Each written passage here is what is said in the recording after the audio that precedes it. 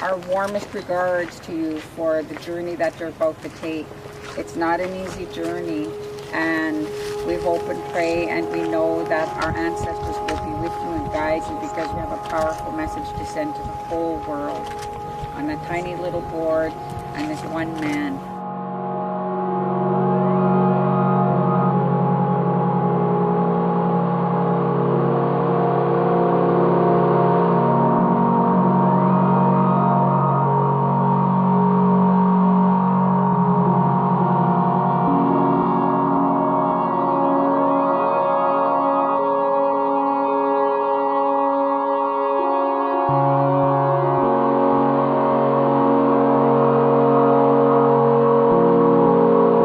My name is Hann, and I'm originally from Coniston, Ontario, outside of Sudbury.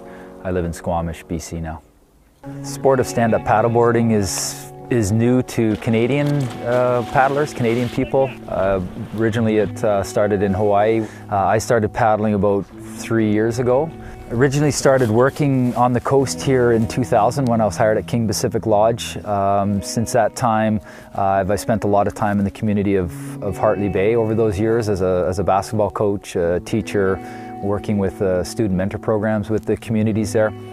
And as a result of the work, I was adopted into the community in 2006 and given the name to Lan, which means steerman of the canoe. So it was a huge honor that was given to me. And it also carried a big responsibility. Helen Clifton is a matriarch and leader within the community of Hartley Bay. I've learned a lot from Helen Clifton. She came in every Wednesday and spoke to the kids about their culture and tradition, and it was very inspiring to listen to. She's an amazing storyteller, and so not only was she inspiring the students at that time, but she was really inspiring me, and I felt this really huge responsibility to want to do something, so she was a huge inspiration. We both picked up a newspaper clipping, and it referred to a DVD called The Black Wave, The Legacy of the Exxon Valdez. And so I ordered it immediately. I watched that and became very emotional. I actually broke down after I watched the film because I felt really bad for the people in Alaska. And I had said to myself, this has already happened up there. And this is pretty much exactly what they want to do here on our coastline. They want to build that pipeline, and then they want to take these tankers right, basically past my front window where I was watching the film. And I said no. Enbridges proposed the Northern Gateway project, which wants to take oil from the tar sands of Alberta along a 1,200-kilometer long pipeline to Kitamat. Then they want to load up 225 tankers a year and take that oil through the Great Bear Rainforest, past these coastal communities, out across Hecate Strait, past Haida Gwaii, on its way to China.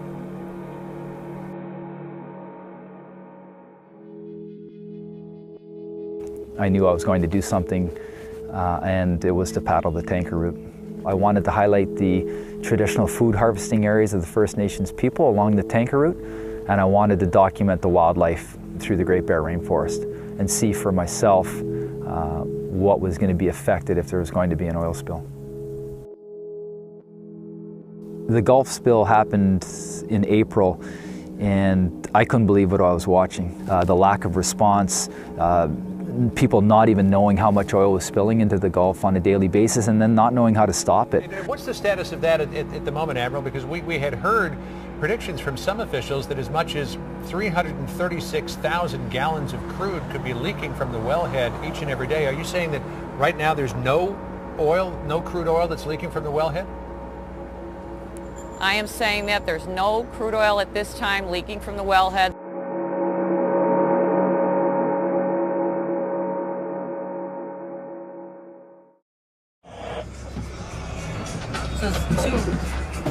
Shannon is my youngest sister. Her role on the trip was to help with the media, putting up blog posts, documenting the trip. I'm Brian Huntington, and I work for the Skeena Watershed Conservation Coalition in Hazelton, BC. You know, he was on Ali Howard's Skeena swim, and now here he was, going to be meeting me in Kitamat to now paddle the tanker route. One of my jobs was to be Norm's support boat in the water, but also to photograph and film as much of his expedition and the interactions with the landscape and with the different communities. And I thought it was amazing because Brian had never been in a sea kayak before, and here he was about to get into a sea kayak and support me over 400 kilometers. And it was really incredible to have Brian on the trip with me. Stand up, baby!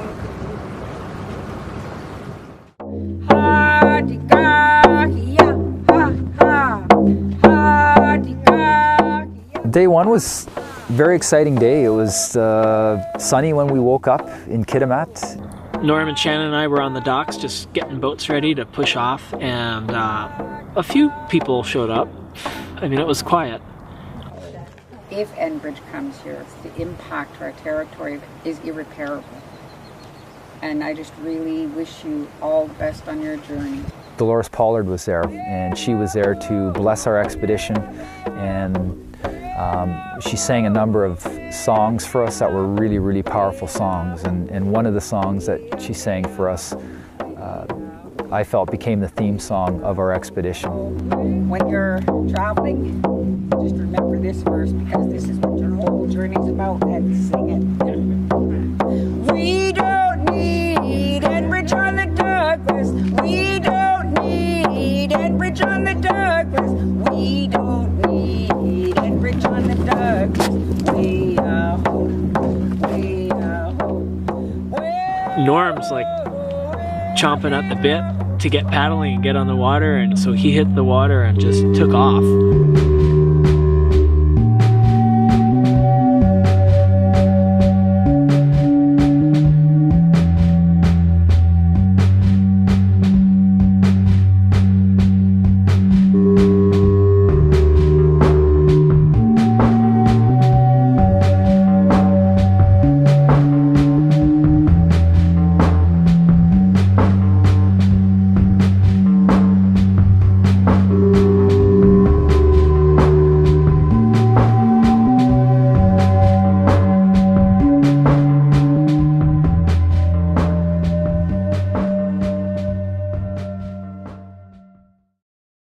Day one took us into Giltoyes, and Gerald Amos guided us through there. And we had come off the tanker route, and he had picked us up. This was our introduction to coastal ecology, into traditional foods, and into kind of this question of what would tankers impact on the coast. He just took us through, and probably within, a time of, maybe 30 minutes of travel, he was showing us all the areas that were important to him, and pointing out where he had fished and where his father had taken him, and where certain fish spawn and where they get their halibut and seaweed. Without access to the resources out here, I don't think our people could survive. It's not about being opposed to development. It's being concerned enough to speak up about the type of development that threatens our lifestyle. You get people together, good shit happens. And I think that's what's going on. They went out that evening and harvested crabs. They set the traps. They went out and gotten crabs. And so that evening, day one, here we are eating traditional foods, Dungeness crab from their territory. I have always heard about the way the coast can blow up on you. And we got to see it go from calm, smooth, clear paddling to 8-foot seas in 40 minutes. Even after 3 years of paddling, a lot of ocean paddling, I still look back to that as the most challenging 3 hours that I've paddled. For 3 hours straight, I think he covered like 1.5 kilometers. But the challenge is just standing on your board. I stopped concentrating for half a second. I was looking up at the mountain at something, and then I was in before I knew it. And it had happened again. When I got onto the boat, after the 3 hours of paddling and we'd finally sort of safely gotten into the quall, I remember being on the boat, and it was pretty challenging conditions even in the boat. Gerald was having a tough time keeping things upright inside. I think Gerald was out there supporting Norm because he believed what he was doing, but witnessing him paddle through those seas that day, I think Gerald was, prepared from then on out to stand by this guy. Once the guys from Hartley Bay met us, they took us over and they showed us where the petroglyphs were. And I walked over there, and there they were. There was hundreds of petroglyphs on the shoreline. The day started out nice and smooth and great conditions and really gentle outflow, and so we boogied out of the qual and got right out in the middle of Douglas Channel again. And on the approach to Hartley Bay, one of these smaller tankers, which is going in and out of Kitamat right now, came powering down the channel. A tanker that's, you know, 1/3 the size of these super tankers that they're proposing. Suddenly, sort of the whole trip and the whole expedition just kind of went like this is it. Brian and I were coming into the community of Hartley Bay. It was a really exciting time for me because it's my adopted community. Hartley Bay is a small coastal community. Probably around 180 people live in Hartley Bay. There's no roads. There's only boardwalks. It's in a stunning location at the end of a river that feeds out into the ocean there. It's a community that still harvests traditionally off the land. Very strong culture, very strong traditions. It's the people of Hartley Bay will literally give the shirts off their back. It's a small community, but it has a really big heart. As we came around the corner, it was like a picture window opening up, and the point kind of moved along the side, and it was just a row of beaded blankets and regalia, and the whole community laid out there with these drums. It was a really powerful moment, and it literally stopped me in my tracks. I was looking at the reason why I was doing this expedition.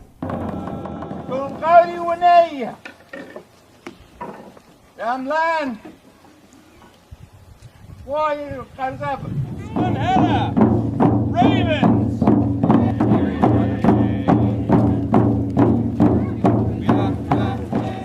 For coastal First Nations people, their identity is tied to their land. It's tied to their foods. So if you take away those foods, you take away their identity.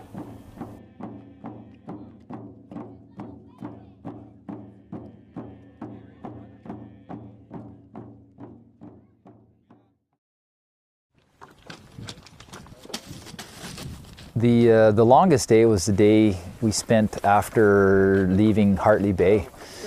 We started off in beautiful conditions, blue skies, flat water. That day was our longest day. It was 12 hours.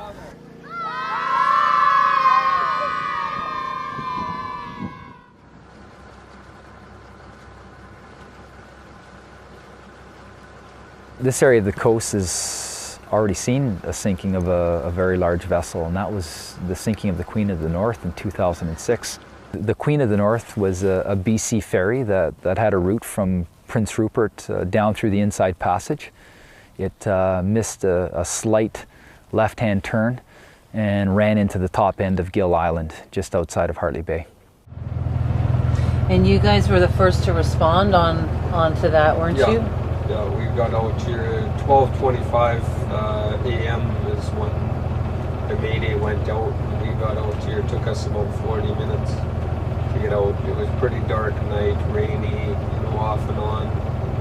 A little bit of wind, and then Coast Guard was down in Bernard Harbor, and they didn't get up here. It took them 90 minutes, I think, to get on scene. It took 2 years before people started to harvest when they were told it's safe enough for consumption. And what were you harvesting? Clams and cockles, and mussels, all of that stuff. But I still wouldn't harvest nothing from here because there still is, they say, about 1 to 4 liters a day coming out of the ship every day. So we're sitting right over top the ferry right now. We're in about 1,400 feet of water.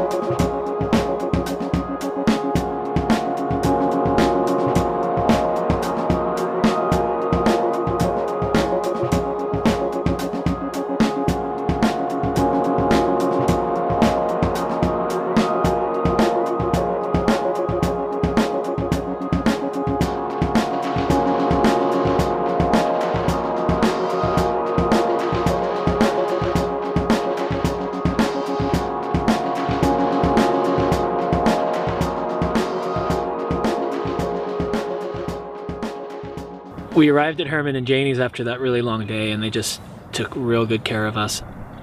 Sort of like a fairy tale research story. They started the Cetacea Lab on Gill Island, population 2. They've now set up a hydrophone network throughout the area, underwater microphones that record whale songs. Their entire property is lined with speakers emitting a constant sound of the underwater ocean sound. And that's what you can hear right now. That's all underwater sound that you're listening to. Within 5 minutes, you know that there's a whale, you know where the whale is, and you know what kind of whale it is, and you haven't even left the lab. So it's a real great way to research whales without having such an impact on them. From a researcher's perspective, it's a huge opportunity to try and understand this humpback whale song, which it really is one of the great mysteries on the planet. Only the males are singing it, and it really is a song. When you listen to it, these whales literally go from verse to verse to verse. And then when they get to the end of the song, they'll go right back to the beginning and do it exactly the same all the way through. But then what happens as years go by, one male will make a change to the song, and for whatever reason, we don't know why, all the males in the entire community will pick up that change and add it to their song. So at the beginning of the year, they're all singing one song. By the end of the year, they're all singing a different song, but they're all singing that exact same different song. Maybe what we can listen to is a sample of what a tanker sounds like underwater in comparison to that.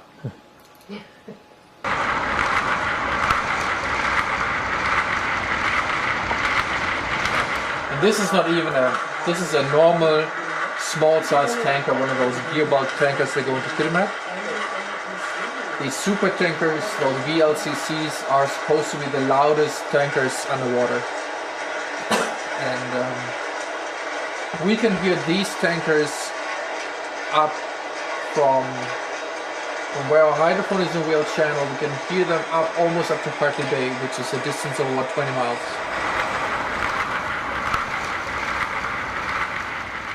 And that we would take the risk of devastating this area, and to be that short-sighted, I like to think we're better than that. The day after was calling for some southeast storms, and it worked out really well because it actually gave us, the weather gave us a day of rest, which we needed after that long day.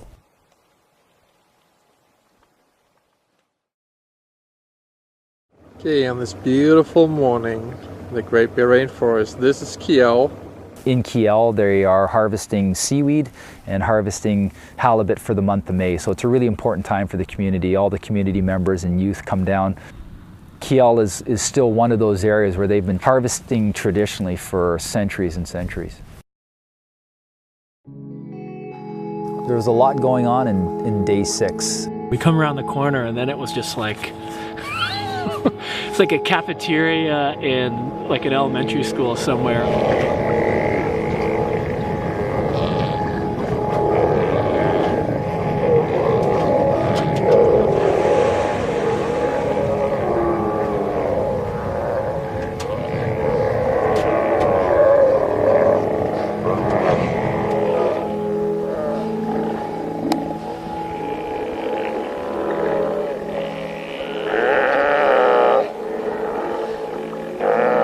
You know, spill or no spill, these kinds of places will change. And many of them won't survive just the presence of these tankers there.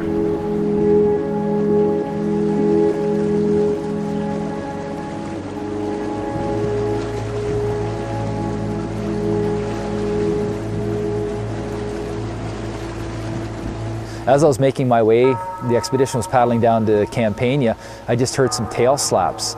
And it was either humpback whale or killer whales. And once we got there, as I got closer, I could see that there were eagles and seagulls circling the area, and I knew that they were transient killer whales because they had just made a kill on some type of sea mammal.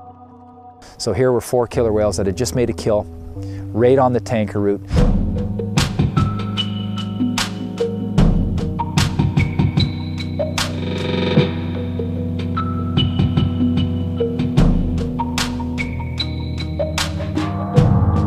Transient killer whales are not very vocal because they hunt in stealth, but after they've made a kill, they will vocalize. And as soon as Herman heard that vocalization, he knew exactly what pod that was.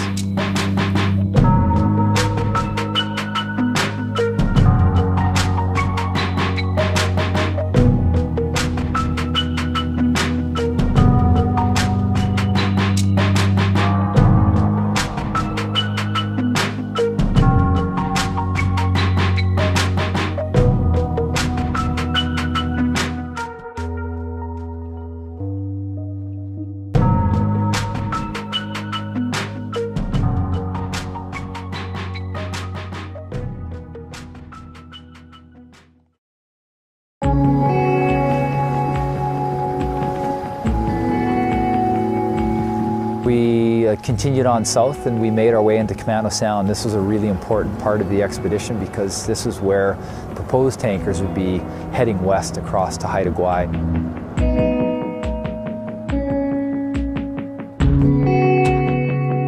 I could have ended the expedition there, I guess, after just paddling the route, but it was very important to me to visit other communities that would be affected by the oil spill, because oil spills are not local. If you look at the oil spill that happened in the Gulf Coast down in Mexico, if you look at the oil spill in Alaska, those oil spills cover huge tracts of land. And our whole coast will be affected by an oil spill, especially with the size of the tankers that they're proposing for this route. I remember we were looking at the map, and I couldn't believe how far out more islands were. And I actually said to Shannon, I was just like, does he know what he's doing? You know, like, who is this guy? I mean, this is a dreamy place. And to go there on a stand-up board is just, you know, off the hook. I think deep down, I didn't think I was actually going to get out there because I knew that the conditions out there can be extreme, can be very challenging. But after we woke up that morning on Anderson Island, it was flat calm.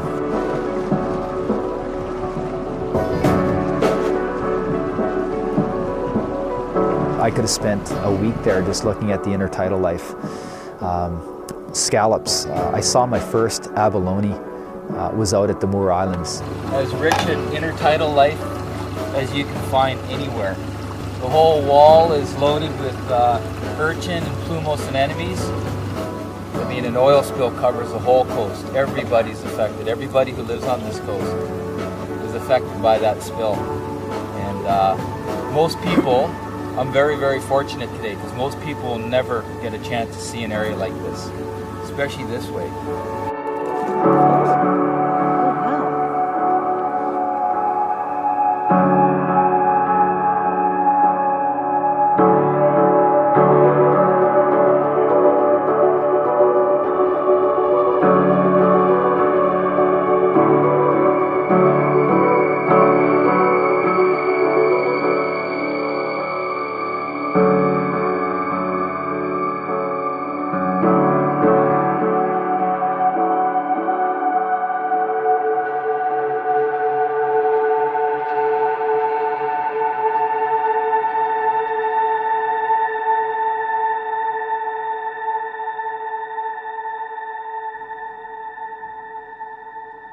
And then I knew our expedition had another 3 to 4 hour crossing to get back to one of the outer islands so that we could lay our heads down that night.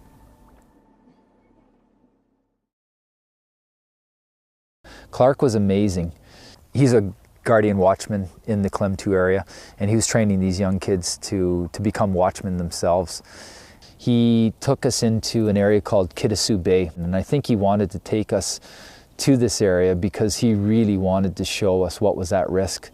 He had looked up to us and said, this is Kitasoo Bay. This is everything that we need for our community is in this one bay. And if there was an oil spill, and we had the northwest winds, which are predominant in the summertime, that oil will blow right into Kitasoo Bay, and it will wipe away everything that we have.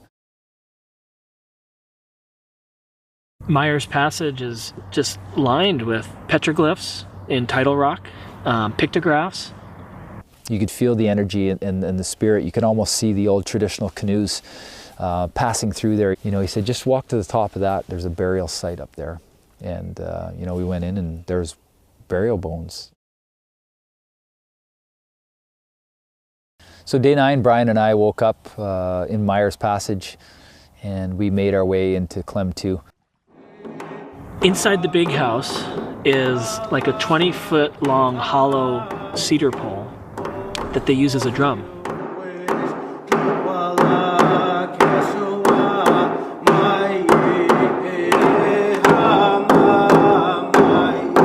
The men of Clem 2 are incredible singers, very powerful singers, and that evening they had a feast, and there were a number of songs that were sang. The dancing was incredible and powerful, and there was a number of speakers that stood up.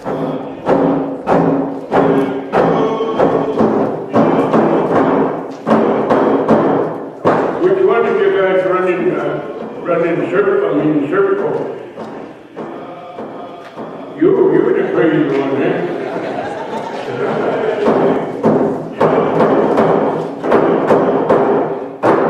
We are full support of what you are doing, but we do not want the tankers anywhere in our territory. I'm in full support of what you guys are doing. We got to do what we have to do to save our traditional food. And I thank you guys for what you guys are doing.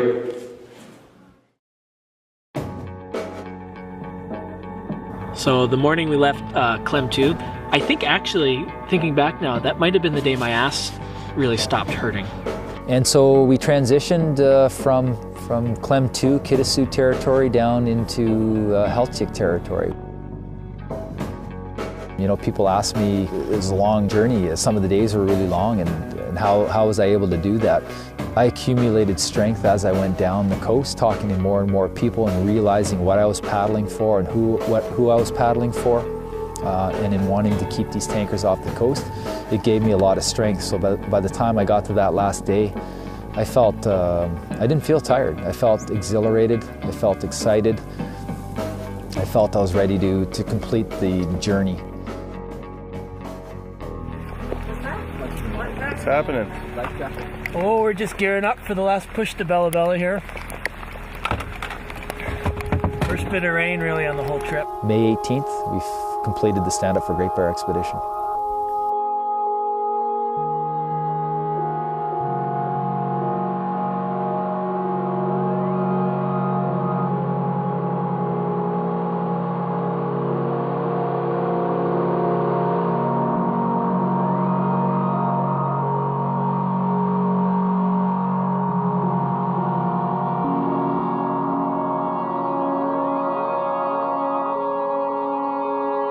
I was really impressed because I think word had gotten down the coast as to what was happening on our expedition. By the time we got to Bella Bella for the completion of our journey, there was a couple hundred people on the shoreline waiting for us to come in.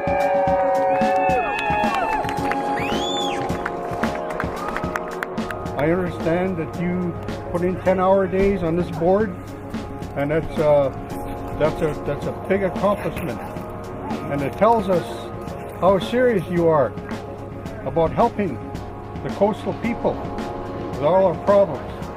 And I'm really, really proud of you, and I welcome you to our land.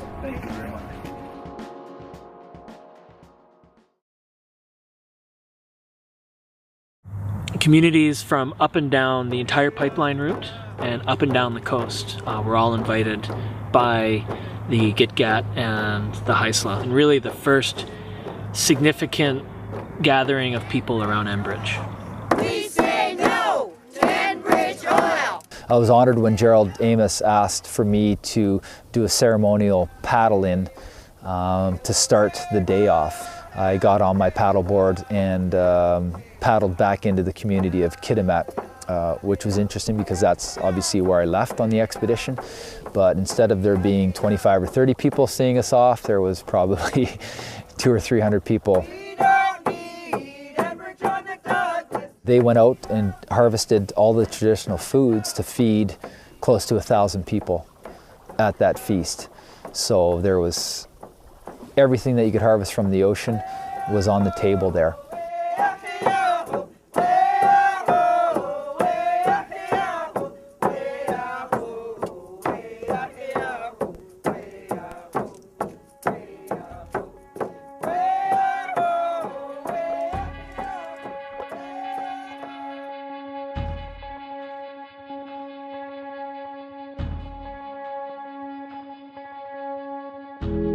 We only remember that it's dangerous when an accident happens.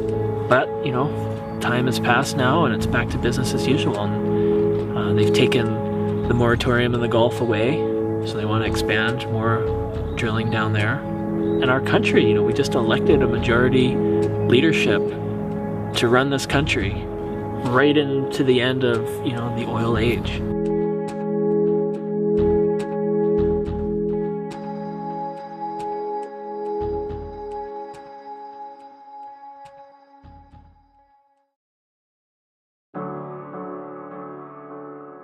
We're here in Bella Bella right now. It's 1 year pretty much after the Standup4Greatbear Expedition. The whole paddleboard idea came about when Hann last summer did his incredible paddle from Kitamat down to Bella Bella. We started in September and it's been an incredibly massive project, and we just basically wrapped up this past week in May, and we've completed 10 paddleboards, and the students will be able to keep them and use them to explore their territorial waters. It's a free way, silent way, efficient, and environmentally sustainable way to explore around.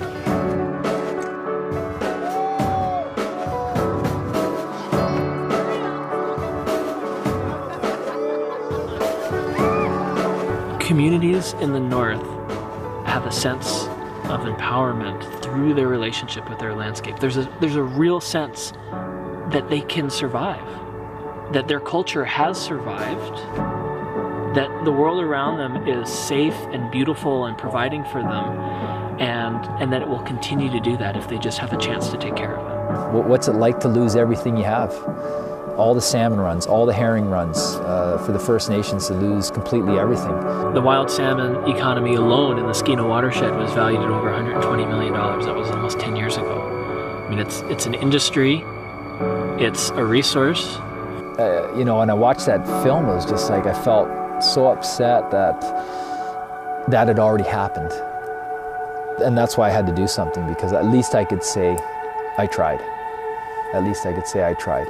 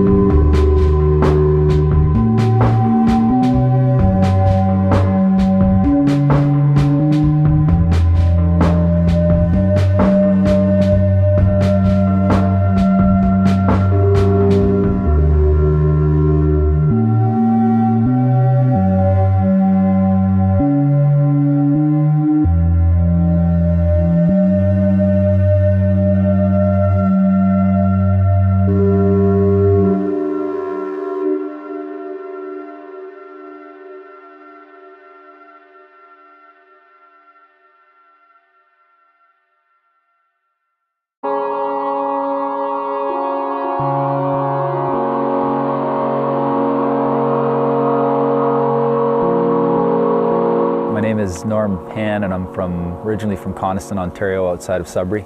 I live in Squamish, BC now. The sport of stand-up paddleboarding is new to Canadian paddlers, Canadian people. Originally it started in Hawaii. I started paddling about 3 years ago. Originally started working on the coast here in 2000 when I was hired at King Pacific Lodge. Since that time, I spent a lot of time in the community of Hartley Bay over those years as a basketball coach, a teacher, working with student mentor programs with the communities there.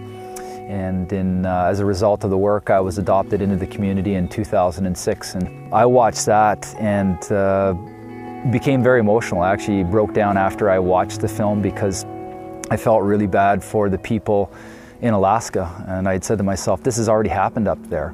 And this is pretty much exactly what they want to do here on our coastline. They want to build that pipeline, and then they want to take these tankers right, basically past my front window where I was watching the film, and I said no. Enbridges proposed the Northern Gateway project, which wants to take oil from the tar sands of Alberta along a 1,200-kilometer long pipeline to Kitamat. Then they want to load up 225 tankers a year and take that oil through the Great Bear Rainforest, past these coastal communities, out across Hecate Strait.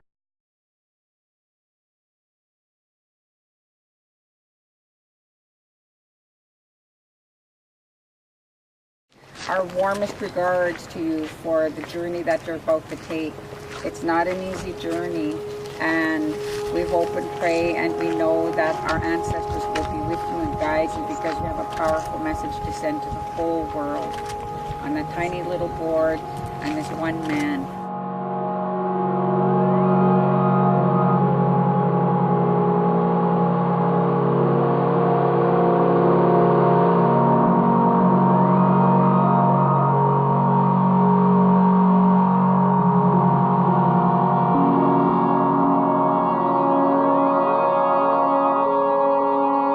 Given the name to Am Lan, which means steerman of the canoe. So it was a huge honor that was given to me, and it also carried a big responsibility.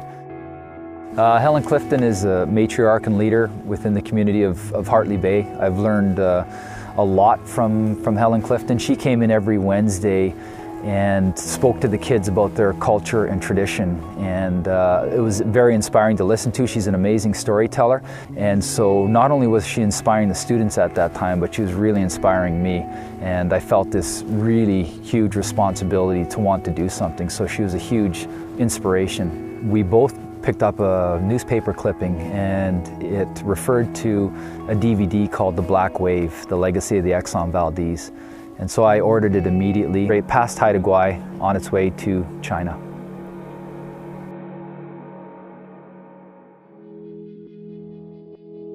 I knew I was going to do something, and it was to paddle the tanker route. I wanted to highlight the traditional food harvesting areas of the First Nations people along the tanker route, and I wanted to document the wildlife through the Great Bear Rainforest and see for myself what was going to be affected if there was going to be an oil spill. The Gulf spill happened in April, and I couldn't believe what I was watching. The lack of response, people not even knowing how much oil was spilling into the Gulf on a daily basis, and then not knowing how to stop it. What's the status of that at the moment, Admiral? Because we had heard predictions from some officials that as much as